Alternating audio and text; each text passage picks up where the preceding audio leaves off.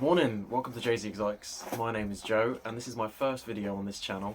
I want to talk to you today about cherry shrimp and how we can selectively breed them to make their colours look so much better, and the process involved with that. Now, it is a very chilly December morning here, so first of all let's go get warmed up and we can jump into the shrimp.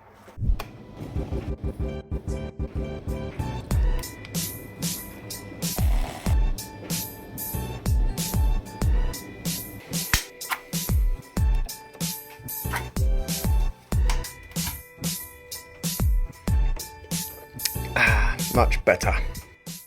Okay, so here is actually my colony of cherry shrimp. As you can see, I was lucky enough to get quite a few decent colours in the shrimp that I bought, but there are quite a few shrimp that I would consider cull shrimp, which we need to take out, otherwise they're gonna make it so the babies that these shrimp have are not as colourful as we want them to be. You're probably wondering, what the hell is shrimp culling? Well, don't worry, I'm going to tell you exactly what it is and how you do it. Shrimp culling involves removing undesirable traits from your main population. This means you maintain pure genetics, and it provides you control over the breeding of your shrimp. This is a form of selective breeding, which is a process that has been done by humans for thousands of years. This is, for example, how we got modern dogs from wolves. In my case, I wanted to remove any pink, clear or dull shrimp away from my main population, as I didn't want these traits to be passed on into future children. Future children? Future babies, you know what I mean. I just realised that means the same thing. Anyway, yeah, get rid of the shrimp you don't want. Okay guys, I've got myself an algae wafer and I'm going to place this in, and that's going to bring all the shrimp together so I can see the ones that I need to remove.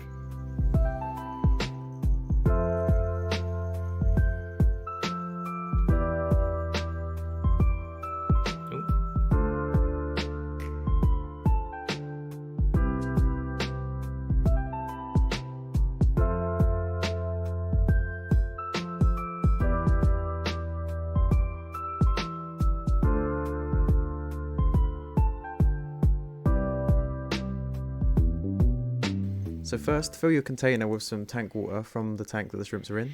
Get yourself your net and pick out all the shrimp that you do not want in the tank.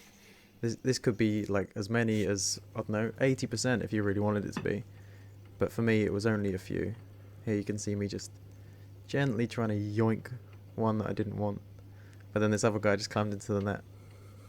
You can kind of see the difference between those two there. Alright guys, I managed to catch 7 shrimp that I think aren't really the best quality. As you can see, some of them are quite clear or quite pale colours and have that striping that I'm trying to get rid of in the colony. So I've caught them out. They're in this little jug. This is the tank that they're going to be going in. This is where I'm going to put all my cull shrimp from both my cherry shrimp and my blue shrimp colonies.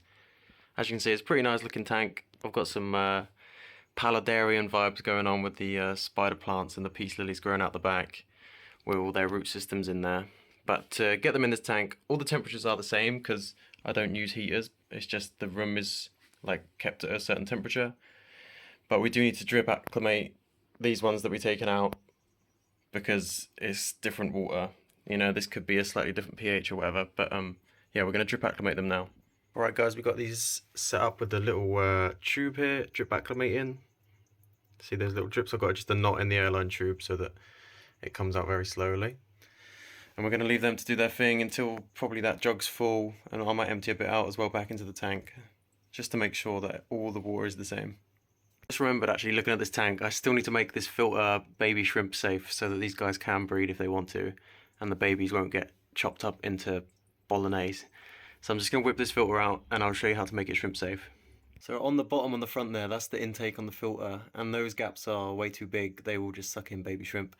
So I've got this little bit of filter foam and I'm going to just fix that over the front of the intake, and that will stop any baby shrimps going through, I think.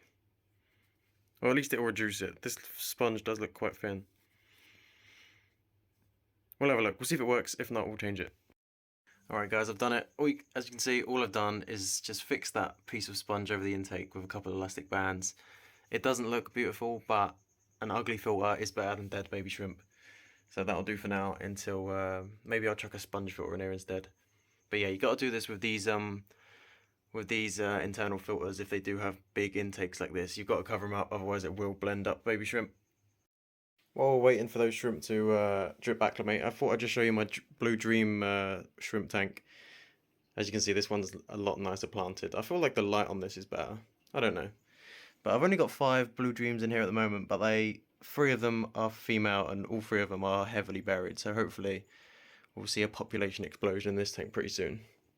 Also, a little shrimp fact for you here while we're waiting is if you see on your cherry shrimp that they're starting to get this, like, I don't know, it kind of looks like a bony plating down their like back line, and it changes colour, sort of like a lighter colour on their shell there. Apparently that's a sign of their maturity, so you can kind of tell how old a shrimp is if it's starting to get that kind of look to it.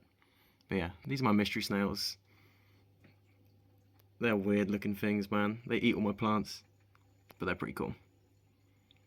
Guys, it's been about an hour and I've tipped out some of the water that basically the jug had filled up with water from the tank. The jug had filled up, so I've poured a bit back in, and then we're like restarting the whole process again. So we've got it dripping again a bit faster now because they're starting to get used to it. I've also added some more mini water lettuce from one of my other tanks, some Java fern, and a little bit of, wait, can you see it there? I think it's Rotala? I'm not sure. And I added some ram's horns, as you can see this little guy here. But yeah, it's starting to come together, and soon we'll be adding the shrimp into the tank. Alrighty boys, these guys have acclimatized now, so we're going to get them into the tank.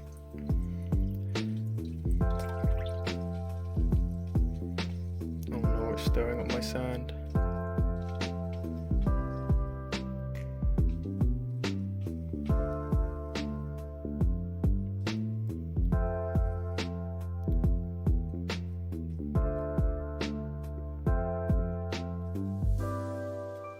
Oh, got one in there.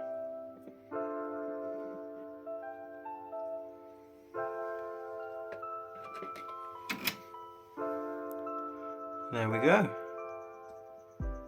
Cull shrimp in the new tank. I hope you guys enjoyed that video and maybe learnt something. If you are new to shrimp, I think that would help you out a lot. Obviously you do need to set up another tank for your culls, but if you like shrimp, another tank shouldn't be too much of an issue. Yeah, drop a like on the video if you did enjoy it, subscribe if you're a beast, and yeah, I'll catch you in the next one. Cheers and bye, have a good day.